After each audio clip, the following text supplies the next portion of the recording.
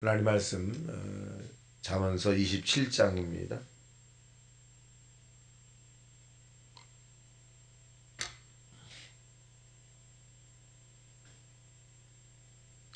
또 합니다. 시작. 너는 내일 일을 자랑하지 말라.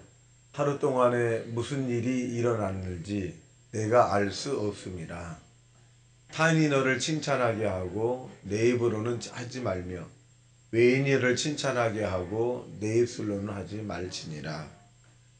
돌은 무겁고 모래도 가볍지 아니하거니와 미련한 자의 분노는 이 돌보다 무거우니라.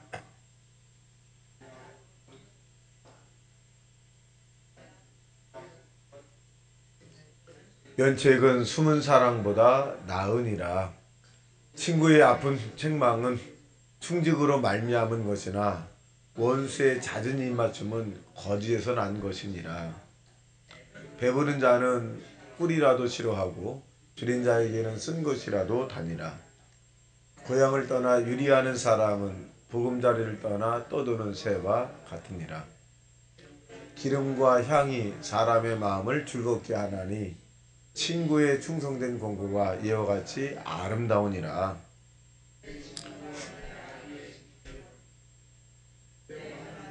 형제의 집에 들어가지 말지어다. 가까운 이웃이 먼 형제보다 나으니라. 내 아들아, 지혜를 얻고 내 마음을 기쁘게 하라. 그리하면 나를 비방하는 자에게 내가 대답할 수 있으리라. 어리석은 자들은 지나가다가 해를 받느니라. 타인을 위하여 보증선 자의 옷을 취하라. 외인들을 위하여 보증선 자는 그의 몸을 불모 잡을지니라.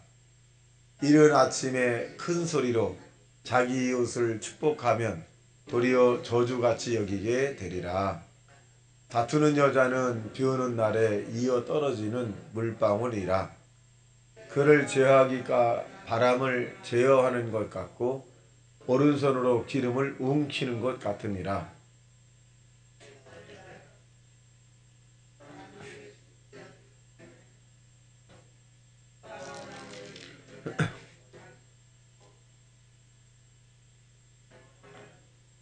물에 비치면 얼굴이 서로 같은 것 같이 사람의 마음도 서로 비치느니라. 소울과 아마돗은 만족함이 없고 사람의 눈도 만족함이 없느니라. 도가니는 은을, 풀무는 금을 칭찬으로 미련한 자를 곡물과 함께 절구해 놓고 공의로 찌를지라도 그의 미련은 벗겨지지 아니하느니라. 내 양떼의 형편을 부지런히 살피며 내 소떼에게 마음을 두라. 대저 재물은 영원히 있지 못하나니 멸류관이 어찌 대대에 있으랴. 풀을 벤 후에 새로 움이 돋나니 산에서 꿀을 거둘 것이니라. 염소는 밭을 사는 갑이 되며 염소의 젖은 넉넉하여 너와 내 집의 음식이 되며 내 여정에 먹을 것이 되느니라. 아멘. 자, 오늘 본문에 있는 내용은 중심 구절이 21절입니다. 도가니는 은을, 풀무는 금을 칭찬으로 사람을 단련하느니라. 칭찬을 우리가 해주면 어떤 사람은 교만한 사람이 있고 어떤 사람은 겸손한 사람도 있어요. 즉 하나님께 영광을 돌리는 사람도 있고 또 자기에게 영광을 돌리는 사람이 있습니다. 그래서 저와 여러분 상대가 우리 자신들을 어떻게 대하느냐에 따라서 우리의 반응이죠.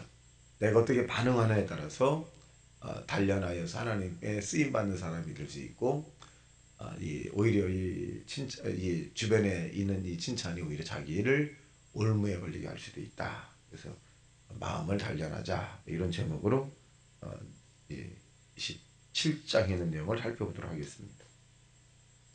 1절 시작. 너는 내일 일을 자랑하지 말라. 하루 동안에 무슨 일이 일어나는지 내가 알 수 없습니다. 왜 우리가 하나님 앞에 영광을 돌려야 되느냐? 하나님 우리보다 강하시기 때문에 그렇습니다. 하나님이 삼라만상을 창조하시고 인간의 생사화복을 주장하시기 때문에 그래요. 높게 하신과 낮게 하신과 또 있게 하신과 없게 하신가. 강건하게 하신가, 병을 고쳐주신가, 또 병을 허락하신가.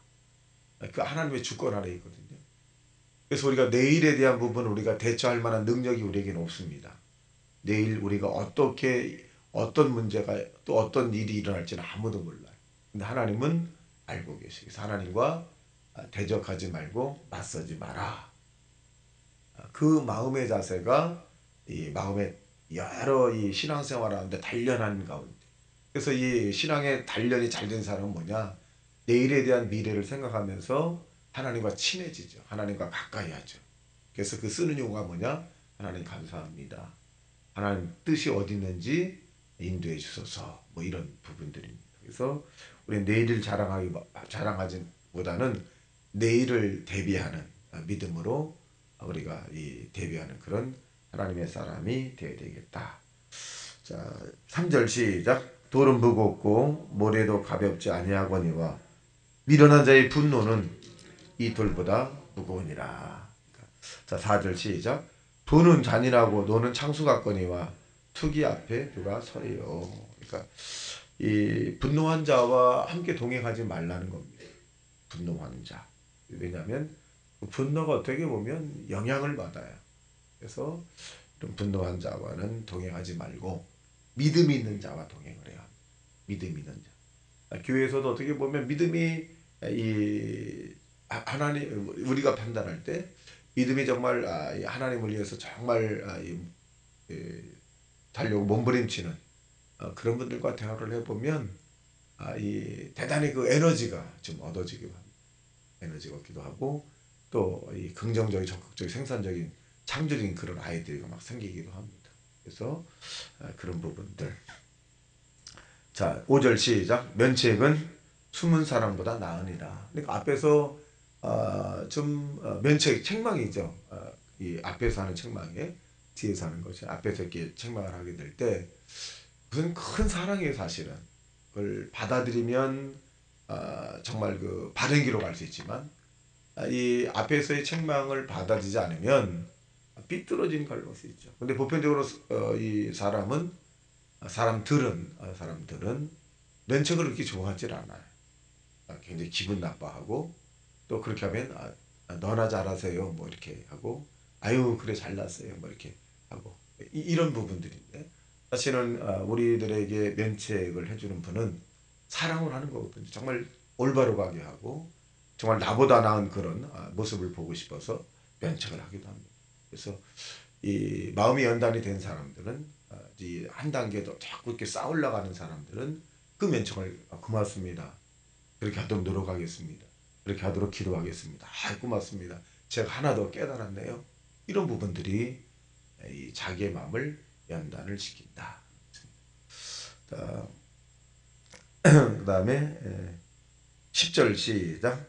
내 친구와 내 아비의 친구를 버리지 말며 내 환난 날에 형제의 집에 들어가지 말지어다. 가까운 이웃이 먼 형제보다 나으니라.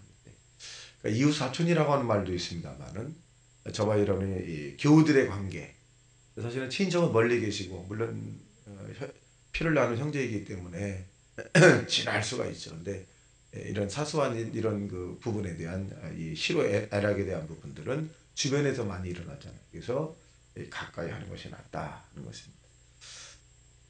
또 오겠습니다. 12절 시작. 슬기로운 자는 재앙을 보면 숨어 피하여도 어리석은 자들은 나가다가 해를 받느니라. 슬기라고 하는 것은 뭐냐면 대처할 만한 능력이 있는 사람을 슬기롭다 그래요. 아이고 슬기롭게 아이고 슬기로우네. 미련한 자는 뭐냐면 알지 못하고 떠드는 자거든요. 알지 못하는 자와 슬기로운 자, 지혜로운 자. 이 슬기로운 자는 대단히 대처할 만한 능력이 있어서 그러니까 우리도 내일에 대한 슬기로운 삶을 살아야 합니다. 내일에 대한 부분. 슬기로운 자는 뭐냐? 하나님과 동행하고 지혜로운 자, 하나님을 섬길 때 일어난 일들을 지혜라 그랬어요. 그래서 저와 여러분이 마음의 연단을 자꾸 받은 그런 사람들은 대단히 슬기롭게 되죠. HBM인가 이런 부분들이 지금 이제 AI를 통해서 이렇게 막 확장이 되고 이제 많은 사람들에게 이제 들려오게 되는데 그래서 그냥 이렇게 쌓는 거래요. 하나를 쌓고 둘, 셋, 넷 아파트 자꾸 이렇게 쌓아서 구품질의 그런 것을 기억잔치를 하게 하는 것이 HM인가 뭐 그런 의미라는 거예요. 그러니까 뭐냐 자꾸 싸는 거예요. 그러니까 우리도 마찬가지로 믿음의 연단을 자꾸 쌓으려고 해야 돼. 쌓으려고 해야 돼. 낮으면 낮을수록 이 그 메모리 양이 적은 것처럼 높은 곳으로 큰 거죠. 우리 연단이 많이 받을수록 아주 넓어지는 거죠. 넓어지고 대처할 만한 능력이 막 일어나기 시작을 합니다. 그래서 이 믿음의 기도를 많이 하는 분들, 신앙생활에 깊다고 하는 사람들에게 대화하고 그래서 자기의 부족에 대한 부분들을 같이 의논하게 되면 거기에서 또 이 아주 깊은 대처할 만한 능력이 이렇게 느껴지는 것을 알 수 있습니다. 자, 그다음에 이제 이 14절 시작. 이른 아침에 큰 소리로 자기 이웃을 축복하면 도리어 저주같이 여기게 되리라. 그래서 경에 합당한 은쟁반의 은사와 금사와 같은 그런 언어적 시기에 대한 부분을 알아 이렇게 말씀합니다. 자, 그다음에 20절 시작. 수월과 아마도는 만족함이 없고 사람의 눈도 만족함이 없느니라. 수월은 미끄러운 곳을 얘기하거든요. 미끄러운 올라올 수 없는 지옥이죠. 이런 부분들이 눈도 만족함이 없죠. 자, 중심구절 21절 시작.